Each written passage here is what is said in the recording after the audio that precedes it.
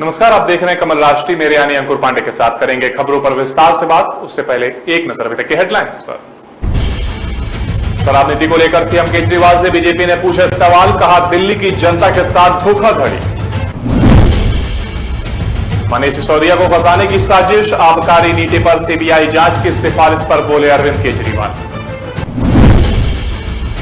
UP में 18 IPS अधिकारियों का तबादला, सीबीआईडी और साइबर क्राइम के बदले गए डीआईजी। बुलंदशहर की बेटी तान्या सिंह ने किया टॉप, हासिल किए 500 में से 500 अंक। एमपी में बूस्टर डोज अभियान शुरू, सीएम ने कहा लोगों को साथ लेकर चलाएंगे वैक्सीनेशन महाअभियान। और आइए अब करते हैं खबरों पर बात विस्तार से। दिल्ली की आबकारी नीति को लेकर उपराज्यपाल की तरफ से सीबीआई जांच की सिफारिश की गई है, जिसके बाद दिल्ली के सीएम अरविंद केजरीवाल ने आरोप लगाया कि मनीष सिसोदिया को फंसाने की कोशिश की जा रही है। लेकिन अब बीजेपी भी केजरीवाल सरकार पर हमलावर हो चुकी है। बीजेपी ने उन पर कई तरह के आरोप लगाए हैं। बीजेपी नेता मीनाक्षी लेखी की तरफ से इसे लेकर प्रेस कॉन्फ्रेंस की गई, जिसमें उन्होंने दिल्ली सरकार को जमकर घेरा। मीनाक्षी लेखी ने कहा कि केजरीवाल प्रश्नों के उत्तर ना दें, ये तो नहीं चलेगा। लोकतंत्र में मतदान पर भरोसा होता है, ना कि मद्यपान पर। दिल्ली में एक गैंग है जो ये चला रहा है। डेल्टा वेब के दौरान ये हरकत हुई, ब्लैकलिस्टेड कंपनी को ठेका दिया गया। दिल्ली की जनता के साथ धोखाधड़ी हुई है। बीजेपी नेता ने कहा कि केजरीवाल जी ये बताएं कि 25 अक्टूबर 2021 को एक्साइज विभाग ने नोटिस दिया था उन कंपनी को जिनको शराब के लाइसेंस दिए गए थे। इन मामले में क्या कार्रवाई हुई? 14 जुलाई 2022 को बिना कैबिनेट नोट के जल्दबाजी में 144.36 करोड़ रुपए की छूट उन्हीं कंपनियों को बिना कानून का पालन किए दी गई। अगर उसके लिए प्रक्रिया को फॉलो नहीं किया जाता है तो वो डिपॉजिट सरकारी खजाने में चला जाता है। लेकिन इस केस में ये 30 करोड़ रुपए बिना किसी अप्रूवल और प्रक्रिया के उस कंपनी को वापस किए गए। बीजेपी नेता लेखी ने कहा कि जब L1 का टेंडर किसी भी कंपनी का लगता है तो उसे टेंडर से पहले कुछ अर्नेट मनी डिपॉजिट देना पड़ता है। एक कंपनी ने 30 करोड़ रुपए अर्नेट मनी डिपॉजिट दिया। इन्होंने लीगर कंपनियों को फायदा पहुंचाने के लिए नियमों का उल्लंघन करते हुए जो निर्णय लिए हैं उससे जनता का ही नुकसान हुआ है। और दिल्ली सरकार की आबकारी नीति को लेकर सीएम अरविंद केजरीवाल और उपराज्यपाल विनय कुमार सक्सेना आमने सामने आ गए। उपराज्यपाल ने इसको लेकर सीबीआई जांच की सिफारिश कर दी है और इससे दिल्ली सरकार में शिक्षा और आबकारी मंत्री मनीष सिसोदिया भी घेरे में आ गए हैं। इसी पर दिल्ली के सीएम अरविंद केजरीवाल ने प्रेस कॉन्फ्रेंस कर केंद्र सरकार पर जमकर निशाना साधा है। उन्होंने कहा मनीष सिसोदिया के खिलाफ सीबीआई जांच की सिफारिश की गई है और अब उनको भी गिरफ्तार करने वाले हैं। उनको फंसाने की साजिश की जा रही है। केजरीवाल ने कहा अब नया सिस्टम लागू हुआ है, पहले आदमी खोजते हैं फिर केस बनाते हैं। मैं मनीष सिसोदिया को 22 सालों से जानता हूं, वो बेहद ईमानदार हैं। केजरीवाल ने दिल्ली सरकार में शिक्षा मंत्री की भी जिम्मेदारी संभाल रहे हैं। मनीष सिसोदिया की तारीफ करते हुए कहा कि उन्होंने दिन रात मेहनत करके दिल्ली के स्कूलों को सुधारा है। वो सुबह 6 बजे से सरकारी स्कूलों का दौरा करते हैं।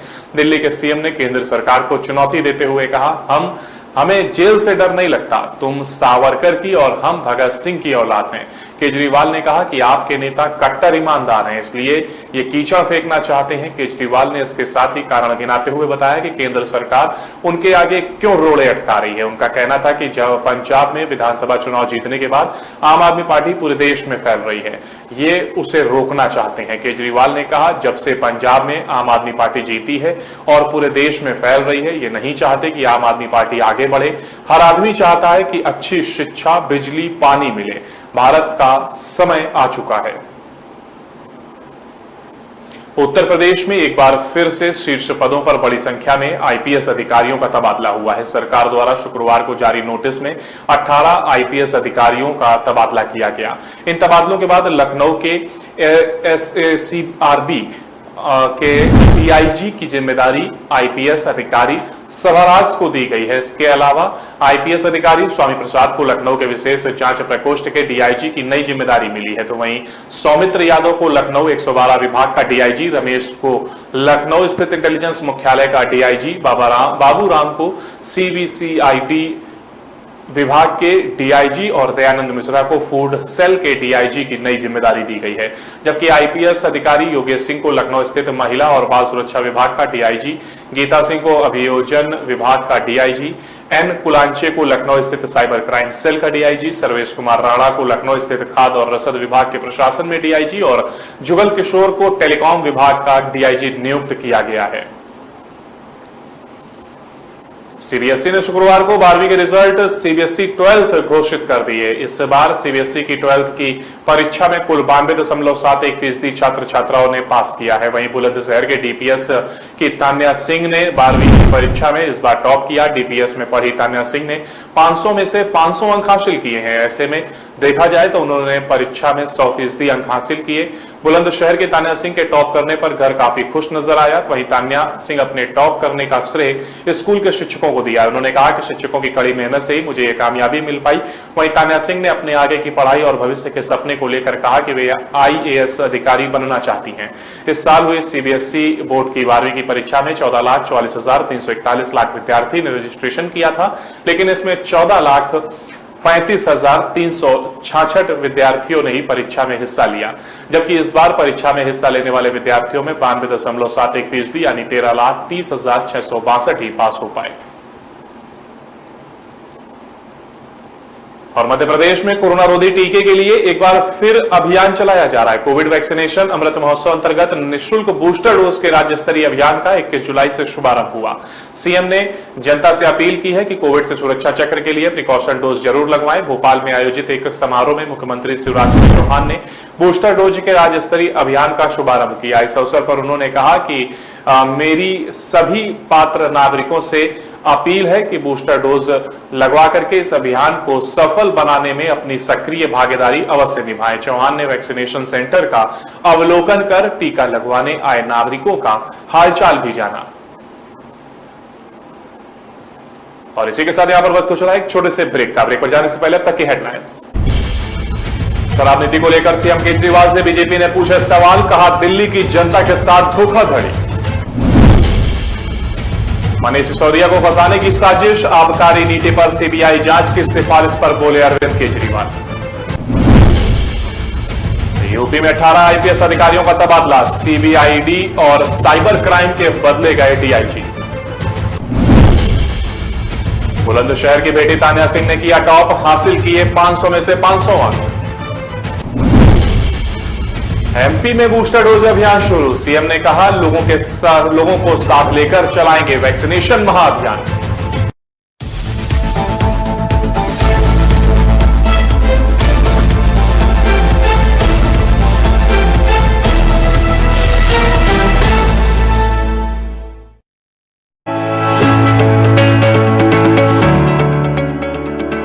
आजादी के अमृत काल में देश ने 200 करोड़ वैक्सीन डोज का असाधारण लक्ष्य प्राप्त कर आजादी के 75 साल के महोत्सव को यादगार बना दिया है।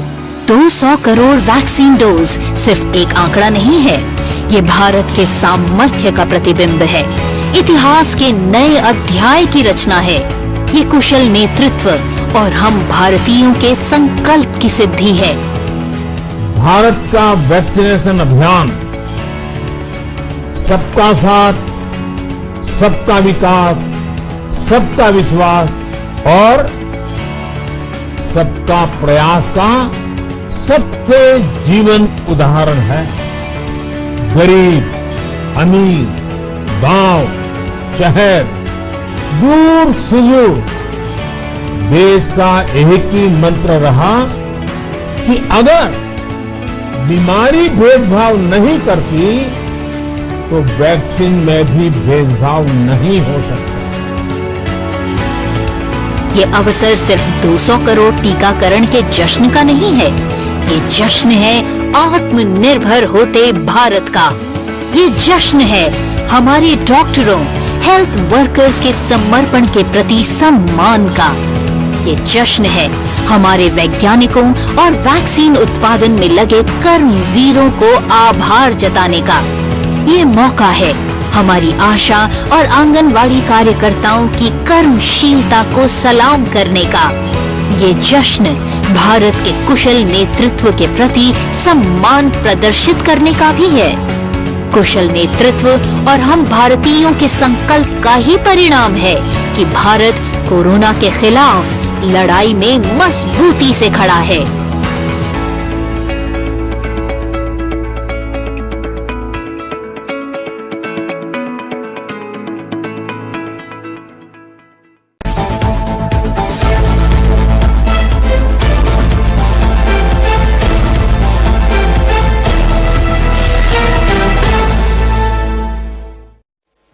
ब्रेक के बाद एक बार फिर आपका स्वागत है। बढ़ते हैं अगली खबर की ओर। राष्ट्रीय राजधानी दिल्ली के अशोक विहार श्रम कॉलोनी कार्यालय से भ्रष्टाचार की शिकायतें पर उप मुख्यमंत्री और श्रम मंत्री मनीष सिसोदिया काफी सख्त नजर आ रहे हैं। उन्होंने गुरुवार को यहां श्रमिक बोर्ड और श्रम विभाग के उच्च अधिकारियों के साथ बैठक और औचक निरीक्षण कर इन शिकायतों की जांच की है। निरीक्षण के दौरान श्रम मंत्री ने कार्यालय के कामों में कई अनियमितता पाई और इस पर एक्शन लेते हुए मैनेजर सहित 4 कर्मियों को तुरंत बर्खास्त करने और उन पर त्वरित कार्रवाई करने के निर्देश दिए। इसके साथ ही सुपरवाइजरी ऑफिसर को कारण बताओ नोटिस जारी किया गया। श्रम कार्यालय के अपने औचक निरीक्षण के दौरान मनीष सिसोदिया ने पाया कि क्लेम ब्रांच में डायरी और डिस्पैच रजिस्टर अपडेटेड नहीं है। साथ ही उन्होंने कार्यालय के फाइलों और कंप्यूटर डेटाबेस की भी जांच की, उसमें अनियमितता पाई गई। फाइलों की जांच के दौरान श्रम मंत्री ने फाइल में लाभार्थियों के दिए गए फोन नंबर पर कॉल कर उनसे क्लेम आवेदन के स्टेटस की जांच की। यहां भी कोई फोन नंबर गलत थे। इस पर सवाल करने पर वहां मौजूद अधिकारी की ओर से कोई संतोषजनक जवाब नहीं मिला। इसे ध्यान में रखते हुए श्रम मंत्री ने कार्यालय के मैनेजर, डीलिंग असिस्टेंट सहित 4 कर्मियों को बर्खास्त करने और जरूरी कार्रवाई करने के निर्देश दिए। उप मुख्यमंत्री ने श्रम अधिकारियों को निर्देश दिया कि श्रमिक कल्याण योजना के माध्यम से श्रमिकों को समुचित लाभ देने संबंधी सभी काम समय पर किए जाएं। मनीष सिसोदिया ने अधिकारियों को निर्देश देते हुए कहा कि सरकार ने जब निर्माण श्रमिकों के कल्याण की योजनाएं बनाई हैं तो इनका लाभ सभी योग्य लोगों को मिलना चाहिए। इनमें कोई भी लापरवाही बर्दाश्त नहीं की जाएगी और लापरवाही करने वालों को बख्शा भी नहीं जाएगा। मनीष सिसोदिया ने कहा कि अरविंद केजरीवाल सरकार में हम भ्रष्टाचार को लेकर जीरो टॉलरेंस की नीति अपनाते हैं और किसी भी प्रकार का भ्रष्टाचार बर्दाश्त नहीं करते हैं। उन्होंने कहा कि दिल्ली में वर्तमान में लगभग 10 लाख पंजीकृत निर्माण श्रमिक हैं और सरकार की ओर से उन्हें एक बेहतर जिंदगी जीने के लिए विभिन्न सुविधाएं दी जाती हैं। हमारा उद्देश्य है कि हर निर्माण श्रमिक तक दिल्ली सरकार की कल्याणकारी योजनाएं पहुंचे। बुंदेलखंड एक्सप्रेसवे का बुधवार को एक वीडियो वायरल हुआ। उस वीडियो में रोड के धंसने की बात कही गई, जिसके बाद समाजवादी पार्टी प्रमुख अखिलेश यादव समेत विपक्ष के कई नेताओं ने योगी सरकार को निशाने पर लिया। वहीं आपको बता दें, मंत्री नंदी ने कहा कि अखिलेश यादव सुना है कि आप ऑस्ट्रेलिया से पढ़कर लौटे हैं। अगर अलग बात है कि आप अपने को गूगल मैप का बड़ा जानकार बताते हैं, लेकिन प्रदेश के पूर्व मुख्यमंत्री की मर्यादा के अनुसार थोड़ा लिखकर फिर पढ़कर पोस्ट करना चाहिए। कम से कम बेसिक टेक्निकल नॉलेज तो आपको होनी ही चाहिए। उन्होंने आगे लिखा, स्ट्रेट एज प्रोफाइलोमीटर से सतह असमानता की जांच और जहां कहीं भी असमानता है उसको दूर करने के लिए विशिष्टियों के अनुसार आयताकार भाग में पूर्व प्रयुक्त सामग्री को हटाकर दोबारा सरफेस लेयर का कार्य किया जा रहा है। मेरी आपको सलाह है कि आपने अपने अल्पज्ञानी सलाहकारों के अधकचरे ज्ञान के भरोसे राजनीति न करें। इससे पहले सपा प्रमुख अखिलेश यादव ने वायरल वीडियो को ट्वीट कर लिखा, ये है बीजेपी के आधे अधूरे विकास की गुणवत्ता का नमूना। उधर बुंदेलखंड एक्सप्रेसवे का बड़े लोगों ने उद्घाटन किया ही था कि इधर एक हफ्ते में ही इस पर भ्रष्टाचार के बड़े बड़े गड्ढे निकल आए। अच्छा हुआ इस पर रनवे पर नहीं बना। बता दें कि पीएम नरेंद्र मोदी ने इस एक्सप्रेसवे का उद्घाटन 16 जुलाई को किया था। वहीं बुधवार को एक वीडियो वायरल हुआ जिसमें बुंदेलखंड एक्सप्रेसवे के धंसने की बात कही जा रही है। उत्तर प्रदेश में बीते दिनों हुए ट्रांसफर में गड़बड़ी के बाद एक बार फिर बड़ी एक्शन हुआ है। इस एक्शन के बाद स्वास्थ्य विभाग के अपर प्रमुख सचिव एसीएस अमित मोहन प्रसाद मुसीबत और बढ़ गई है। स्वास्थ्य विभाग के एसीएस के खिलाफ प्रधानमंत्री कार्यालय ने जांच के आदेश दे दिए हैं। पीएमओ ने ये आदेश मुख्य सचिव उत्तर प्रदेश को दिए हैं। पीएमओ ने यूपी के मुख्य सचिव से स्वास्थ्य विभाग के अपर मुख्य सचिव अमित मोहन प्रसाद के खिलाफ शिकायत की जांच करने को कहा।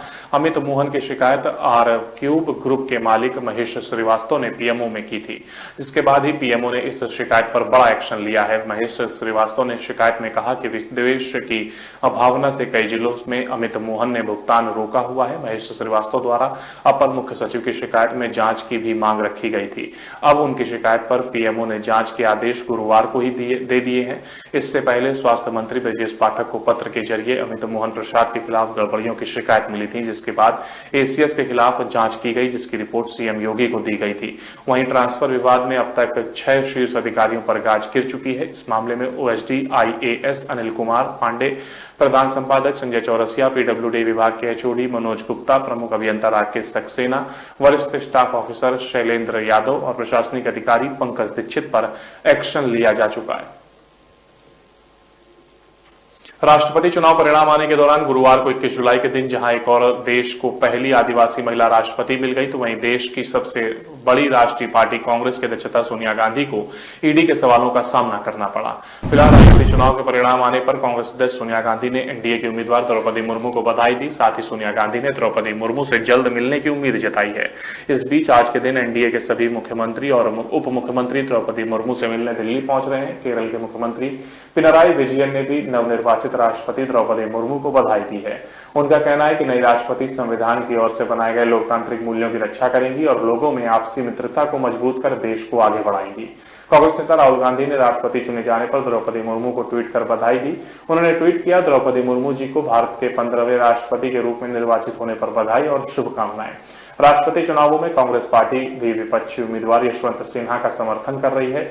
बता दें कि राष्ट्रपति चुनाव के दौरान एनडीए की उम्मीदवार द्रौपदी मुर्मू के लिए बड़ी मात्रा में क्रॉस वोटिंग देखी गई। इस दौरान 17 सांसदों और करीब 104 विधायकों ने द्रौपदी मुर्मू के समर्थन में क्रॉस वोट किया। वहीं राष्ट्रपति चुनाव में द्रौपदी मुर्मू को सभी वोटों का लगभग 64.23% मत मिला है। राष्ट्रपति में एनडीए की उम्मीदवार द्रौपदी मुर्मू ने बड़ी जीत हासिल की है। मुर्मू का मुकाबला विपक्ष की संयुक्त उम्मीदवार यशवंत सिन्हा से था, जिन पर वहीं इसके बाद बधाई देने वालों का अब तांता लगा हुआ है। बिहार के मुख्यमंत्री नीतीश कुमार ने भी मुर्मू को देश का राष्ट्रपति बनने पर बधाई दी है। उन्होंने ट्वीट कर कहा, द्रौपदी मुर्मू को भारत का राष्ट्रपति निर्वाचित होने पर हार्दिक बधाई एवं शुभकामनाएं। नीतीश कुमार के अलावा बिहार के विधानसभा के नेता प्रतिपक्ष तेजस्वी यादव ने द्रौपदी मुर्मू को राष्ट्रपति बनने की बधाई दी। तेजस्वी यादव ने ट्वीट कर लिखा, द्रौपदी मुर्मू को भारत के 15वें राष्ट्रपति के रूप में निर्वाचित होने पर हार्दिक बधाई एवं शुभकामनाएं। हालांकि तेजस्वी अपने इस बधाई संदेश के बाद ट्रोल हो रहे हैं। आरजेडी नेता ने ट्वीट पर अब लोग कमेंट कर तंज कस रहे हैं। गोपाल सनातनी नामक एक यूजर ने लिखा, तेजस्वी यादव ने द्रौपदी मुर्मू को मूर्ति बताया था, हमने कभी उन्हें बोलते नहीं सुना। आज ध्यान से सुन लेना, राष्ट्रपति द्रौपदी मुर्मू बोलेंगी। वहीं एक अन्य यूजर ने लिखा, कैसा लग रहा है, बिना वोट दिए शुभकामनाएं देना पड़ रहा है, वो भी एक मूर्ति को। एकदम बेशर्मी की हदें पार कर दी है आप। गौरतलब है कि तेजस्वी यादव ने राष्ट्रपति चुनाव से पहले द्रौपदी मुर्मू को मूर्ति बताया था। एनडीए उम्मीदवार पर तंज कसते हुए आरजेडी नेता तेजस्वी यादव ने कहा था कि हमने कभी उन्हें बोलते हुए नहीं सुना और मुझे नहीं लगता कि आप लोगों ने भी सुना होगा। यशवंत सिन्हा को तो आप सबने हर जगह बोलते हुए सुना है, लेकिन जो सत्ता पक्ष से एनडीए की उम्मीदवार बनाई गई हैं, वो जब से उम्मीदवार बनी है उन्होंने एक भी प्रेस वार्ता नहीं किया है। तेजस्वी के इस बयान के बाद बीजेपी ने उनकी जमकर आलोचना की थी। वहीं चुनाव के नतीजे आने के बाद यूजर्स उन्हें ट्रोल कर रहे हैं।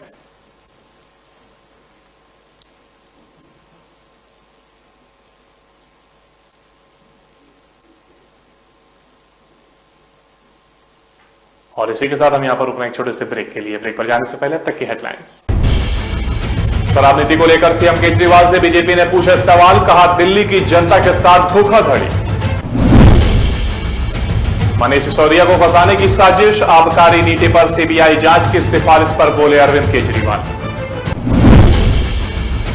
यूपी में 18 आईपीएस अधिकारियों का तबादला, सीबीआईडी और साइबर क्राइम के बदले गए डीआईजी।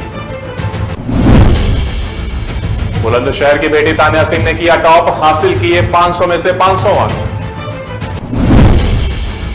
एमपी में बूस्टर डोज अभियान शुरू, सीएम ने कहा लोगों को साथ लेकर चलाएंगे वैक्सीनेशन महाअभियान।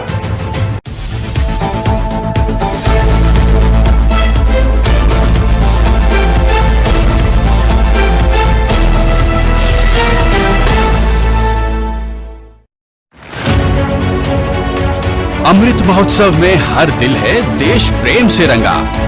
आओ हम सब मिलकर फहराएं हर घर तिरंगा। देश की आन बान शान है तिरंगा, हर भारतवासी की पहचान है तिरंगा। थाम कर हाथों में हाथ, नए भारत के निर्माण की अलख जगाएं। देकर एक दूजे का साथ, हर शहर हर गांव हर घर तिरंगा फहराएं। तिरंगा यूं ही सदा शान से लहराता रहे, दिल यूं ही आजादी के गीत गाता रहे। हम सबका जोशे जुनून है तिरंगा, हर देशवासी की पहचान है तिरंगा। आओ अपने तिरंगे को घर लेकर आएं, इस बार हर घर तिरंगा फहराएं।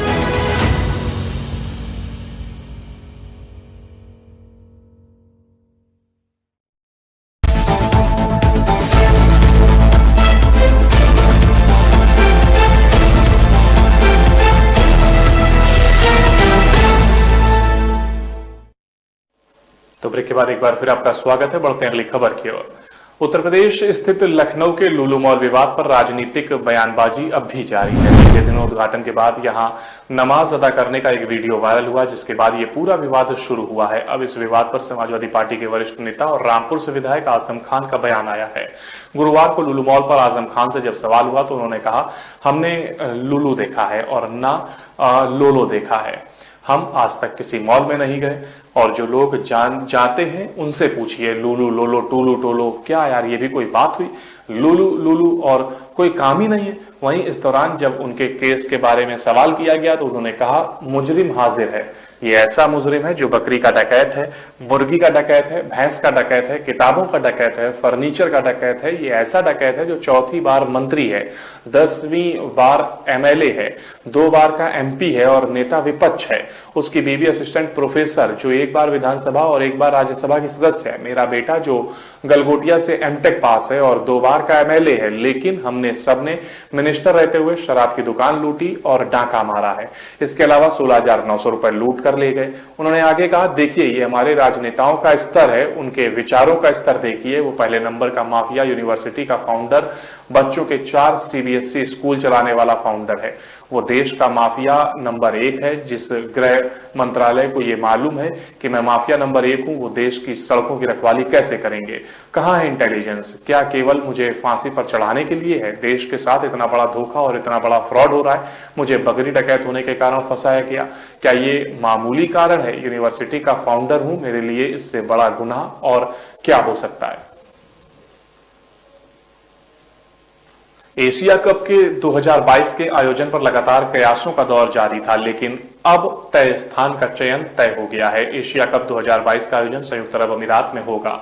अपेक्स काउंसिल मीटिंग के बाद बीसीसीआई के अध्यक्ष सौरव गांगुली ने कहा कि एशिया कप 2022 का आयोजन संयुक्त अरब अमीरात में होगा। उन्होंने कहा कि इस वक्त संयुक्त अरब अमीरात महज ऐसा स्थान है जहां बारिश नहीं होगी। गौरतलब है कि एशिया कप 2022 का आयोजन श्रीलंका में प्रस्तावित था, लेकिन इस द्वीपीय देश में राजनीतिक अस्थिरता चरम पर है। देश के राष्ट्रपति गोटबाया राजपक्षे मालदीव में शरण ले चुके हैं। ऐसे हालात में एशिया कप का आयोजन आसान नहीं था। इस वजह से बाकी विकल्पों पर विचार किया जा रहा था, लेकिन अब संयुक्त अरब अमीरात के नाम पर सहमति बन गई है। एशिया कप 2022 का आयोजन संयुक्त अरब अमीरात में होगा। तो वहीं इस साल अक्टूबर महीने में T20 वर्ल्ड कप भी खेला जाएगा। T20 वर्ल्ड कप 2022 का आयोजन ऑस्ट्रेलिया में होगा। दरअसल T20 वर्ल्ड कप का आयोजन पहली बार ऑस्ट्रेलिया में हो रहा है। पिछले साल T20 वर्ल्ड कप का आयोजन दुबई में हुआ था और इस वर्ल्ड कप को ऑस्ट्रेलिया ने अपने नाम किया था, जबकि भारतीय टीम ग्रुप स्टेज में हारकर बाहर हो गई थी। सावन माह के दौरान उत्तराखंड के हरिद्वार में कांवड़ यात्रा को लेकर श्रद्धालुओं को भारी भीड़ आ रही है। हरिद्वार में गंगा स्नान करने के लिए हर रोज भक्तों का तांता लगा रहता है। वहीं राज्य में लगातार हो रही बारिश के कारण बीते दिनों में गंगा नदी का जलस्तर तेजी से बढ़ा है, जिसके कारण नदी में तेज बहाव है। इस तेज बहाव के कारण शुक्रवार की सुबह हरिद्वार में एक बड़ा हादसा हो गया, जिसमें 7 कांवड़िए बह गए। उत्तराखंड स्थित हरिद्वार में गंगा नदी में बीते कुछ दिनों से काफी तेज बहाव है। इसके चलते शुक्रवार की सुबह 7 कांवड़िए बह गए, जिनको सेना और पुलिस के संयुक्त अभियान में बचाया गया, जिसकी जानकारी जोनल मजिस्ट्रेट नरेश चौधरी ने दी, जिन्होंने बताया, आर्मी की तरह तैराक दल ने अब तक 18 कांवड़ियों को बचाया है। हम घाटों पर लोगों से तेज प्रवाह में न जाने की अपील भी करते हैं। कल भी एक महिला तेज प्रवाह में बह गई, जिसको बचाया गया। उनको अस्पताल में भर्ती कराया गया, जहां वे पूरी तरह से सुरक्षित हैं। गंगा में तेज बहाव के कारण कांवड़ियों के बहने का एक वीडियो भी सामने आया। वीडियो में दिखाया गया कि नदी के तेज बहाव में कांवड़ियों का एक झुंड बहते हुए जा रहा है। बाद में सेना और एनडीआरएफ की टीम ने कुछ सदस्य उनको रेस्क्यू कर बचाने के लिए नदी में छलांग लगाते हैं। उसके बाद बह रहे युवकों को बाहर निकाला जा रहा है। इस दौरान हरिद्वार के गंगा घाट पर भक्तों का भारी जमावड़ा भी देखा जा सकता है। हालांकि स्थानीय प्रशासन लगातार भक्तों से नदी के तेज बहाव धार में नहीं जाने और किनारे बनाए गए घाटों पर ही स्नान करने की अपील कर रहा है। महाराष्ट्र में प्रदेश अध्यक्ष नाना पटोले ने गुरुवार को कहा कि उनकी पार्टी नरेंद्र मोदी सरकार के विरुद्ध लंबे समय तक लड़ाई लड़ने के लिए तैयार है। इसके साथ ही कांग्रेस ने नेशनल हेराल्ड अखबार से जुड़े धन शोधन के मामले में प्रवर्तन निदेशालय द्वारा सोनिया गांधी को पूछताछ के लिए बुलाए जाने के विरोध में प्रदर्शन किया। पटोले ने संवाददाताओं से कहा कि पार्टी अध्यक्ष गांधी को केंद्रीय एजेंसियां नाहक परेशान कर रही हैं। पटोले ने दावा किया कि लोग मोदी सरकार से ऊब चुके हैं। बता दें कि कांग्रेस अध्यक्ष सोनिया गांधी से नेशनल हेराल्ड अखबार से जुड़े मनी लॉन्ड्रिंग के मामले में प्रवर्तन निदेशालय ने कल पूछताछ की। केंद्रीय एजेंसी उन्हें सोमवार को फिर से पूछताछ के लिए बुला सकती है। प्रवर्तन निदेशालय के अधिकारियों ने कल करीब 3 घंटे तक उनसे पूछताछ की। सोनिया गांधी से पूछताछ के बाद कांग्रेस नेता जयराम रमेश ने कहा कि कांग्रेस अध्यक्ष पूछताछ के लिए पेश हुई। जयराम रमेश ने आगे कहा कि उन्होंने कहा कि जो पूछना है पूछिए, मैं रात 8 बजे तक बैठने के लिए तैयार हूं, कल भी आ सकती हूं। सोनिया गांधी ने कहा कि सोमवार को आ सकती हूं। ईडी के पास सवाल नहीं थे। ये खबर है कि कोरोना के कारण सोनिया ने पूछताछ खत्म करने के लिए कहा, यह झूठ है। हाल ही में सोनिया गांधी कोरोना वायरस से संक्रमित हो गई थी। जब वह ईडी दफ्तर पहुंची तो उन्होंने मास्क पहन रखा था और उनके बेटे राहुल गांधी और बेटी प्रियंका गांधी भी उनके साथ थे। प्रियंका गांधी को ईडी मुख्यालय में ठहरने की अनुमति दी गई थी ताकि स्वास्थ्य समस्या खड़ी होने की स्थिति में वे अपनी मां के साथ रहें और उन्हें दवाएं दे सके। उन्हें पूछताछ वाले कमरे से दूर रखा गया था। देश के कई राज्यों में बाढ़ के हालात हैं। पिछले हफ्ते तक यूपी के लोग बारिश के लिए तरस रहे थे, लेकिन अब बारिश हुई तो हाहाकार मच गया। चित्रकूट में गुरुवार को ही भारी बारिश में सैलाब आ गया। मूसलाधार बारिश की वजह से परमहंस आश्रम धारकुंडी में पानी का धारा फूट पड़ी। परमहंस आश्रम पहाड़ी के बीच बना हुआ है। ऊपर से पानी की तेज धार सीढ़ियों से होते हुए नीचे की तरफ आई। देखते ही देखते आश्रम का निचला हिस्सा पानी में डूब गया। चित्रकूट में 2 दिन से भारी बारिश हो रही है, जिसमें आश्रम और आसपास के इलाके जलमग्न हो गए हैं। इसके अलावा यूपी में झांसी से लेकर मऊ तक बारिश से कहर बरपाने में लगी है। यूपी के कई जिलों में कुछ घंटों की बारिश से पूरा शहर पानी पानी हो गया है। सड़कें पानी से लबालब भरी हैं। सड़कों के किनारे बनी दुकानों में भी पानी भरने लगा है। आने जाने वाले लोगों पर पानी में फंसे नजर आ रहे हैं। फतेहपुर में सड़कों पर करीब 2 फीट तक पानी जमा हो गया, जिससे आने जाने वाले लोग को भारी परेशानी का सामना करना पड़ा। यूपी में फतेहपुर से लेकर झांसी, मऊ और बस्ती हर तरफ ऐसी तस्वीरें देखने को मिली। कहीं सड़कों पर पानी भर गया तो कहीं सरकारी दफ्तर पर पानी पानी हो गए, तो कुछ जगहों पर स्कूली बच्चों को मुसीबत का सामना करना पड़ा। बारिश के इंतजार में बैठे यूपी के किसानों के लिए बारिश राहत लेकर आई, लेकिन शहरी इलाकों में नालों की सफाई न होने से मुसीबत भी ले आई। मऊ जिले में तेज बारिश से जब सड़कें लबालब हुई तो आसपास की दुकानों के साथ सरकारी दफ्तर जलमग्न हो गए। मऊ के बिजली विभाग के कार्यालय के भीतर करीब 1 फीट तक पानी भरा है। सरकारी दफ्तर के साथ ही आसपास के घरों में भी पानी भर गया। इसके लिए लोग नगर पालिका को जिम्मेदार ठहरा रहे हैं। बस्ती में तेज बारिश की वजह से हरैया भगनान अंडरपास में भी पानी भर गया। झांसी से तो सैलाब के बीच एक ऑटो भी सड़क में फंस गया और उसे निकालने के लिए ड्राइवर को काफी मशक्कत करनी पड़ी। आंध्र प्रदेश के कुछ जिलों में बाढ़ की चपेट में है। ऐसे में बाढ़ प्रभावित इलाके का दौरा करने पहुंचे पूर्व मंत्री पानी में फंस गए। नदी में नाव पलटी गई। मामला आंध्र प्रदेश के कोनासीमा जिले का है, जहां सैलाब के बीच फंसे लोगों में कुछ खास लोग भी थे। आंध्र प्रदेश के पूर्व मंत्री उमा महेश्वर राव और डीटीपी विधायक राधाकृष्ण नाव से उतरते समय पानी में गिर गए। बताया जा रहा है कि पूर्व मुख्यमंत्री चंद्रबाबू नायडू गोदावरी के आसपास के बाढ़ प्रभावित जिले के दौरे पर गए थे। उनके साथ पूर्व मंत्री और डीडीपी नेता भी बाढ़ प्रभावित इलाकों का दौरा कर रहे थे। सब कुछ ठीक चल रहा था, लेकिन जैसे ही नाव किनारे पर आई और लोग नाव से उतरने लगे, इसी दौरान उमा महेश्वर राव और राधाकृष्ण का पैर फिसला और वो पानी में गिर गए। राहत की बात यह रही कि उन्हें बचाने के लिए वहां मौजूद मछुआरे पानी में कूद गए और वक्त रहते सुरक्षित बचा लिया गया। इसी के साथ हमारे इस बुलेटिन में फिलहाल इतना ही। बाकी की तमाम अपडेट्स के लिए आप लगातार बने रहिए कमल राष्ट्रीय के साथ। नमस्कार।